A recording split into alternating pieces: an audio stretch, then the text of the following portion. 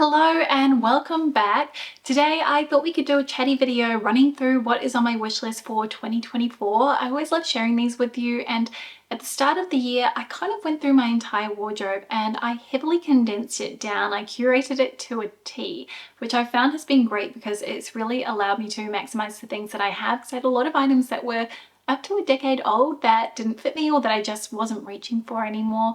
And off the back of that, I made a list of very specific pieces that I felt would help me to round out what I already had. So I've made it a bit of a mission this year to focus the majority of my purchases on these wish list items. I've set myself a very specific budget for 2024, which I'd like to stay under if I can. And I have already found a couple of these pieces, so I will show you, but I'm very specific about the nuanced details. These are things that are really important and can make or break something. And it's also worth noting these sorts of stylistic elements that we perceive to be really important, they actually are kind of fluid as well. So you may find yourself favoring something else as you kind of shift into a new season of life. Anyway, we're going to start with item number one on my wish list. Sorry, too much waffling. It is a mini dress for summer in a color, something that is not white or black. Now you will know I am a neutral girly at heart, but I also really do love wearing color. I'm not afraid of it. I just often feel my best when I'm wearing neutrals. And I wanted to have a couple of colored dresses that were a little bit more playful, a little bit more vibrant, to have on rotation over spring and summer, because the summer season here in Australia, at least in Sydney where I live, is quite long. It's 29 degrees the day that I'm filming this, and we're almost a month into autumn, so if that gives you any idea of what sort of temperatures we're dealing with. So I did actually order a dress from Verge Girl, which I'll pop on screen. I'll pop links to everything I share down below, but it just was too short and I felt like the style didn't really suit me. It was this beautiful red and white striped in a linen, and I also felt like the linen, it wasn't up to scratch in terms of the quality that I was anticipating. So that is also a bit of a deal breaker for me. The fabrication has to feel right. So I've been seeking out other alternatives. Now I quite like the label, but many of the dresses are really expensive, and they have this really sweet one that has this interesting way that it kind of wraps around the neck. It has this floral design. I know someone who has this dress, she looks phenomenal in it, so that's kind of a contender, but I would really like to go and try it on in store if I can, rather than ordering it online and then sending it back if it's not right.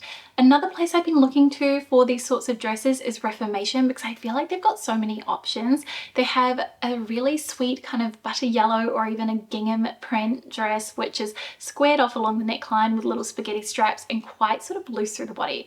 I thought that could be a winner, though I do have a gingham dress already and I think it might be a little bit too much double up, but the butter yellow I think is divine. Anaquan is an Australian label that I've been looking at, and she has a couple of really beautiful dresses. One is kind of high neck style with buttons down the front, and I think this is one of her core silhouettes. However, I'm not really that keen on the color selection that there is right now. There's a really pretty lilac, but it needs to be the right shade of lilac to work against my complexion. They also have this really fun yellow dress as well. So those are kind of the key ones, and if any other come to mind while I'm sort of doing the edit, I'll be sure to pop them on screen as well as link down below. The second item on my wish list was a belt with an interesting buckle, and we're seeing this as a huge trend for the season, but I actually just think this is a great piece to have in your wardrobe, especially if you have more of a classic style, because it allows you to change things up. It allows you to have the statement focal piece in your outfit when everything else is rather simple and bare. I feel like Kate was the original kind of tastemaker when it comes to thinking about the origin of this trend, that really heavily studded belt.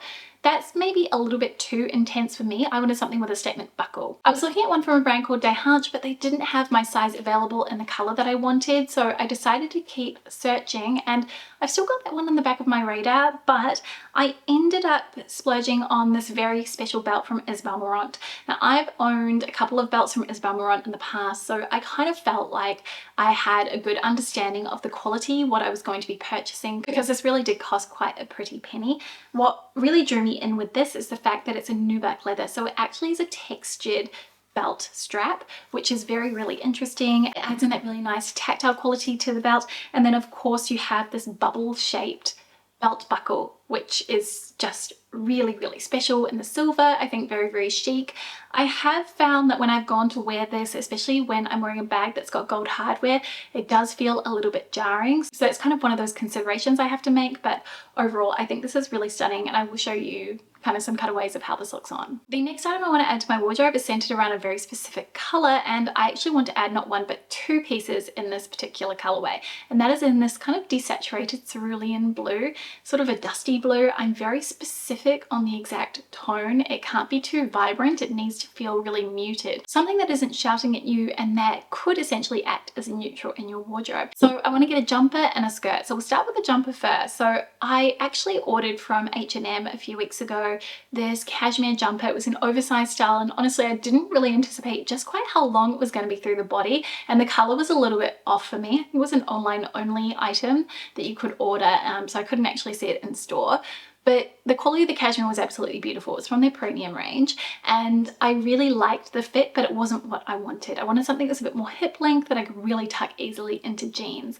So I've been seeking out other options, and COS, which is also part of the H&M group, and I Kept, which I'm going to mention soon, they also seem to have knits that are in this really beautiful blue. I think the COS ones are maybe a little bit too vibrant for me, but I saw two on the Arket website which have caught my eye. One being their alpaca sweater, which I feel like this is one of their most popular styles, and it's kind of the perfect shade of blue that I am after. The other one having a little bit more of this kind of burnout effect to the color because it's not a solid color. It sort of has different shades of blue all mixed in, which adds in that additional element of dimension and depth. So I'm kind of leaning towards potentially ordering the Arket one. I might even look on Under the Stories too. I feel like if one of the brands in this family has something in that color, then you can usually bet that the other ones will too. If you have any suggestions for me though, please do drop them down in the comments. Ideally, I would like something in cashmere, so maybe I might do a little bit more research into brands like Denim, etc. I actually just realized that there are essentially three items that are blue that I want to add to my wardrobe. So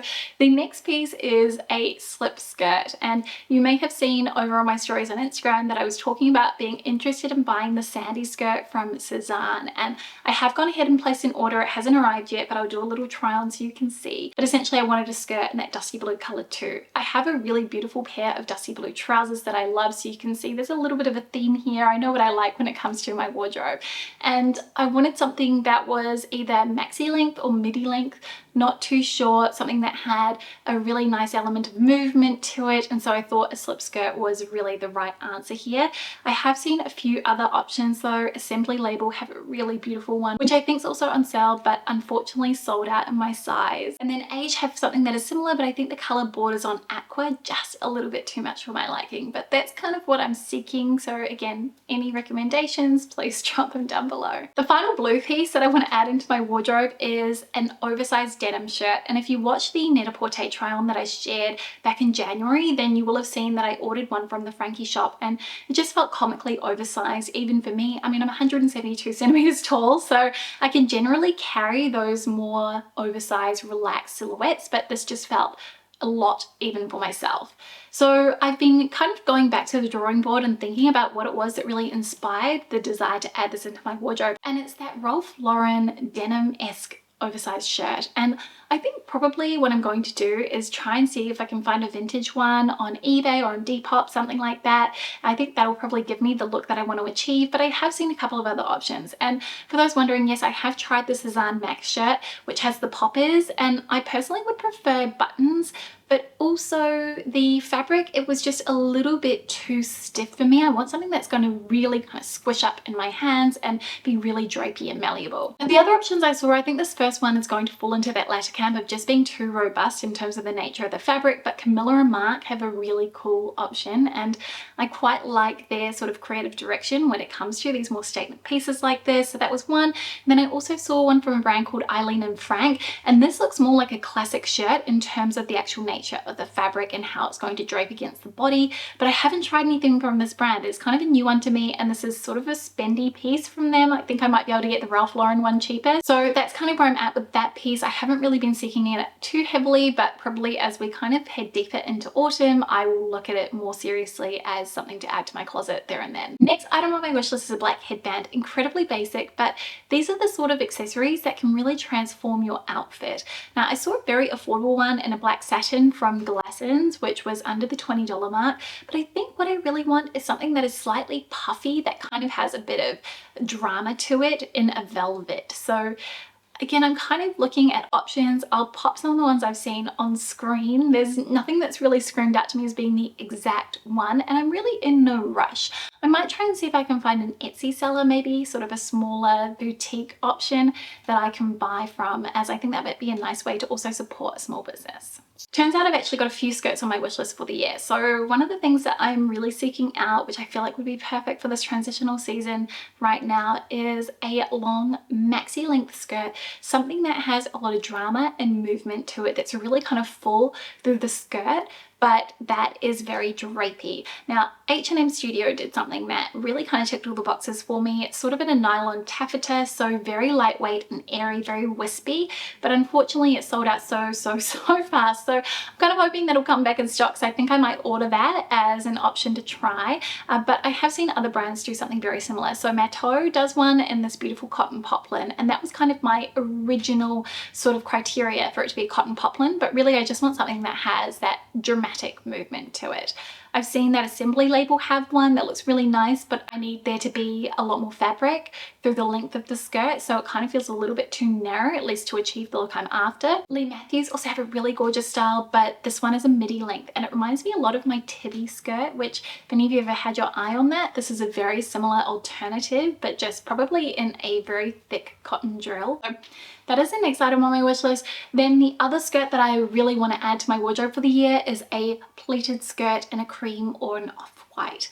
Now, years ago, I bought one from IKEA, and honestly, in every single way, it was perfection, except for the fact that it was slightly sheer, and even when you were wearing a slip underneath, you could see the slip. And this was a bit of a deal breaker for me. I wanted it to be fully opaque so I didn't have to worry about what I was wearing underneath. I like my clothing to be kind of easygoing, to be that effortless element of my life, and this didn't really achieve that. Though I love the way that it looked and the way the structure of the pleats just really added this beautiful elegance to my outfit. So it's a shame that that one didn't quite tick all the boxes. So again, I've been looking for options and I just haven't really found anything. Cezanne have a really beautiful pleated skirt. Again, I've ordered this one too, just to sort of see if it works.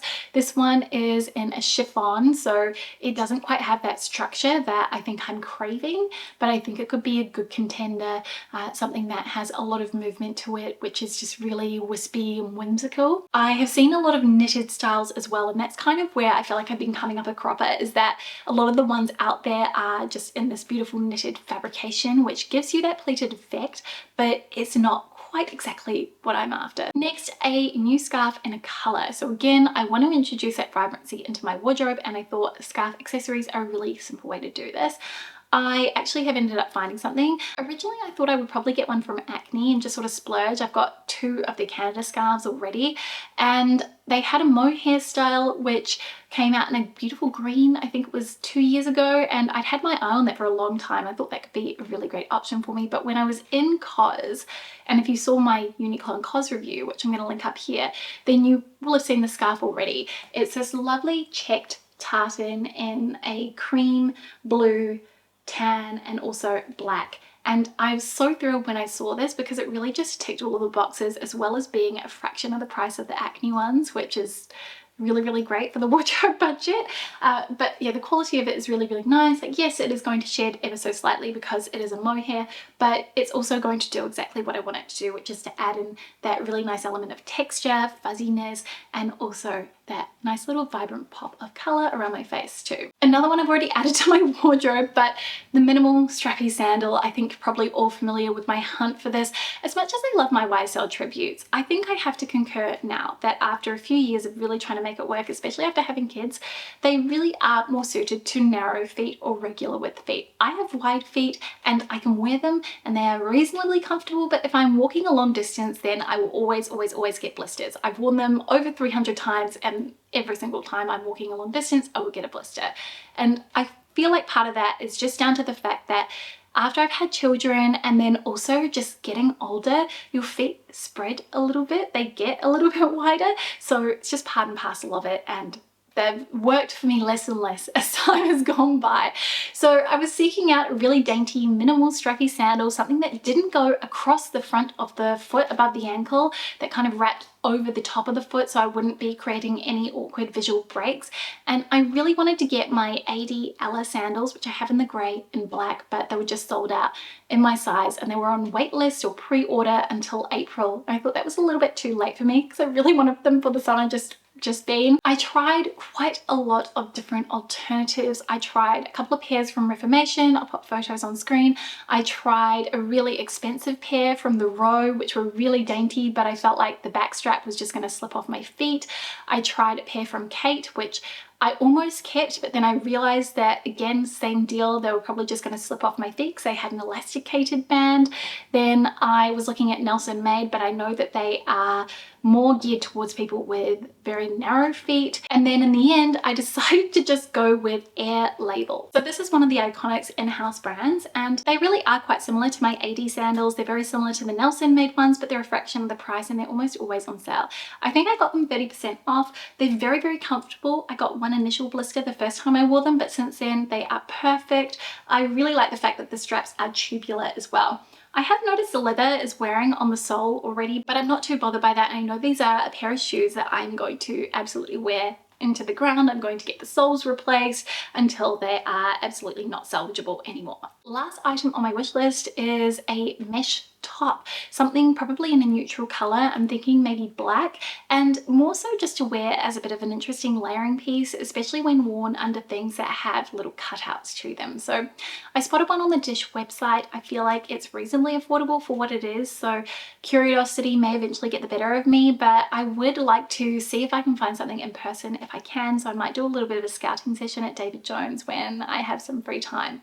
But yeah, that is everything that I have on my wish list for 2024. So I've kind of tracked down a couple of things. The others, I'm really kind of putting the feelers out there to try and see if I can find the exact item that I want. And of course, this is one of those lists that is definitely subject to change, but I feel like all of these pieces would be really worthy additions to my wardrobe. And yeah, that is kind of it from me today. Thank you so much for spending some of your time with me. I am just forever grateful. I'd love to know what's on your wish list for 2024. If there's anything you've kind of been eyeing up or that you're saving for, please let me know in the comments. If you're new here and you want to subscribe, I would love to have you back, and I will see you next week with a brand new video. See you very soon. Bye.